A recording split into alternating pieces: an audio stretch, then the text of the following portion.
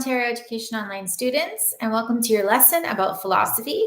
Let's begin. I'm going to share my screen. So here we have the founders of Western thought. Some people call them the original dead white males, I guess. On our next slide, we're going to be seeing a painting by Raphael called The School of Athens.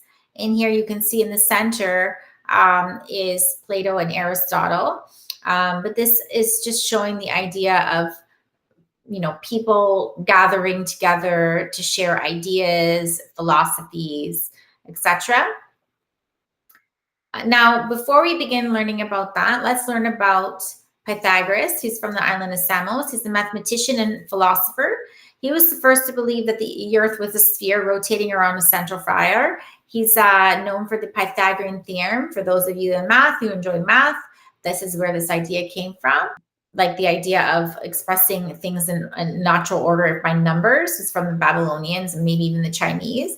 But in his mind, numbers are the true reality of everything. There's also a person named Diogenes of Sinope.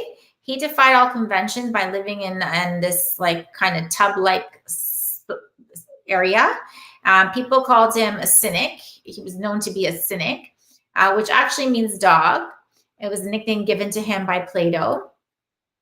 Now, cynics are the main. There was actually a school called a school of cynicism. They're an influential group of philosophers. Their philosophy was that life, the purpose of life is to live a life of virtue in agreement with nature. So they rejected all forms of conventional desires of wealth and power. That you should live free of all possessions is what they believed, and that this should be the natural way for humans to live. They believed that the earth belonged equally to everyone. And a lot of people took these thoughts later and absorbed them into the idea of Stoicism. So he himself didn't want anything to do with natural wealth. He spent his lives looking for an honest man, but never really found it. So when today people are referred to as a cynic, today we think that that person doesn't have a positive outlook on anything or anyone. They're kind of the glass half empty kind of people. So now you understand where the idea of cynic comes from this person. So let's talk about the first philosopher, Socrates. He's the earliest Greek philosopher, very widely recognized, and lived in Greece. His way of life and character was very profound on modern day philosophy. Unfortunately for him, he ends up having to commit suicide.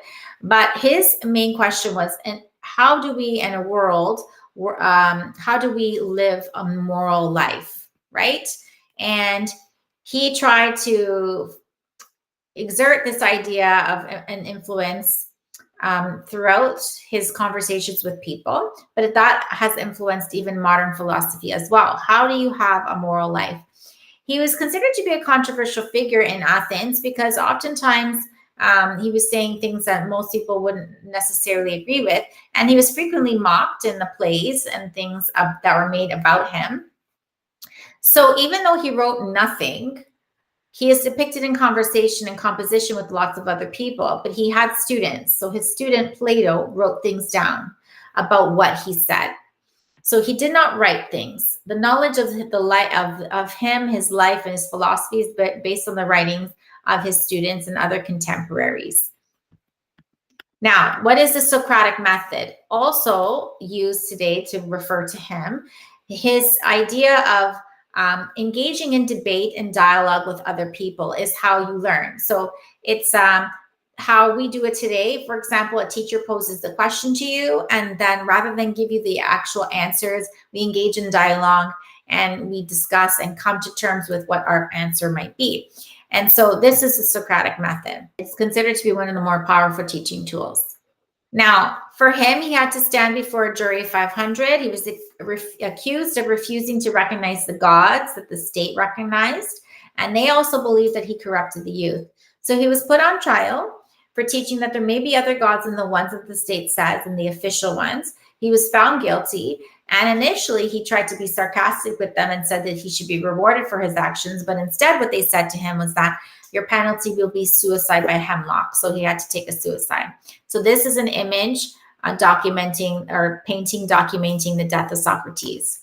Plato, his student, you know, also is one of the founders of Western philosophy. He, along with his own student Aristotle, wrote many things down, and he himself was a mathematician and a founder of the Academy in Athens. So he began a school, a place of higher institution for learning. He was originally a student of Socrates, and a lot of the things that he thinks of come from what he saw, but also his thinking of, you know, his teacher's unjust death. So he is our largest source of knowledge. So do you think that his writings about Socrates would be primary or secondary? So if we think about it, yes, Socrates did not write it down, but he was there with him when he would say these things. So his work would be primary. This is that image I said to you again of the School of Athens, but just zoomed in. Here's Plato and Aristotle.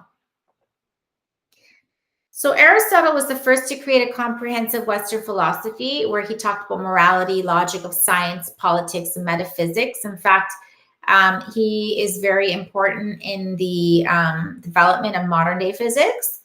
Okay. His works are the earliest formal study of logic, which are still being studied today. And a lot of his philosophical and theological thinking had its influence in Islam and Jewish traditions and Middle Ages, and it continues to influence Christian theology and Eastern Orthodox theology and scholastic tradition of the Roman Catholic Church. So we still study this today. You can take courses in university, and you can even take philosophy in high school that are just focused on just, you know, Aristotle, or you can even just take just general philosophy courses, and you'll learn about all the three of them and their impact. Many believe actually that most of his writings are missing, that we only have about 1/3 of his original works. Cicero actually describes his writings as a river of gold. That's how much they think he had. Okay, so there is our brief introduction on philosophy and the Greek philosophers. If you have any questions, please reach out. You do have a very detailed lesson ahead of you, so continue your readings and your work. And at any point, just let me know if you've got any additional questions. See you next time.